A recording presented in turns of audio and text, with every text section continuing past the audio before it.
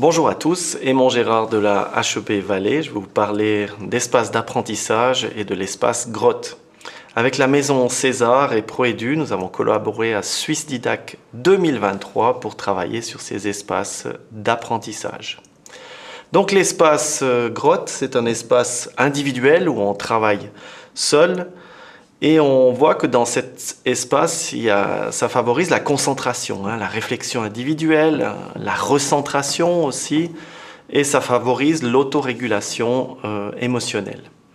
Dans les capacités transversales, on voit l'élaboration de sa propre opinion dans une démarche réflexive, reconnaître sa part sensible aussi, pensée créatrice, et la connaissance de soi pour mieux collaborer. Si on voit au niveau du mobilier ici, on a des rayons un peu nid d'abeilles où on peut isoler en fait les élèves. Ces petits cubes qu'on voit devant, ils peuvent être aussi utilisés de manière à être seul, assis, en train de faire de la lecture ou autre chose.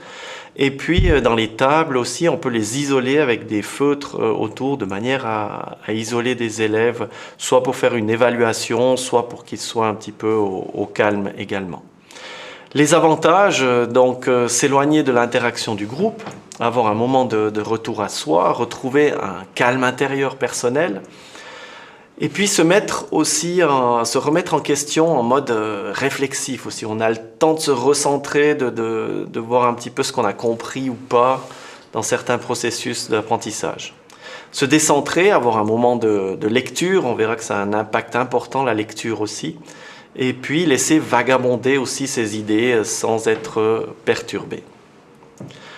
Voilà d'autres images où on retrouve une enfant qui est dans cette zone rayon à abeilles. On peut en mettre deux des fois dans ces zones-là. On a des zones individuelles, on a des zones aussi avec un banc, ou même des bancs isolés.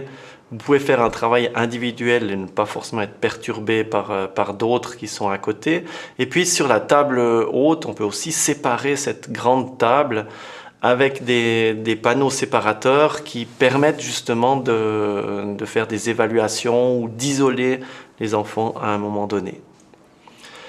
Les désavantages qu'on retrouve, il n'y a pas d'interaction durant ces moments. Ça favorise une approche solitaire, individualiste.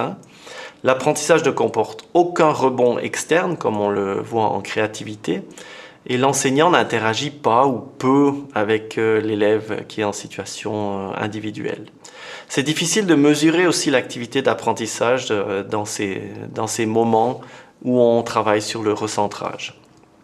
Les effets, selon John Hattie, donc le coefficient est très variable sur l'impact d'apprentissage. Il peut varier de 0,23 si on fait que de l'individualisation, à 0,67 avec des programmes qui encouragent la lecture. Donc là où on fait de la lecture, souvent on est seul, on se concentre sur ce qu'on fait, et puis là on a un impact qui est assez bon sur l'apprentissage.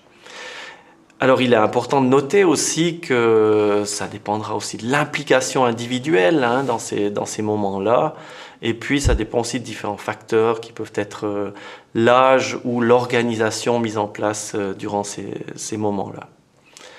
Voilà, merci à tous de votre attention. La prochaine capsule vidéo traitera de l'espace d'apprentissage Oasis. Merci à tous.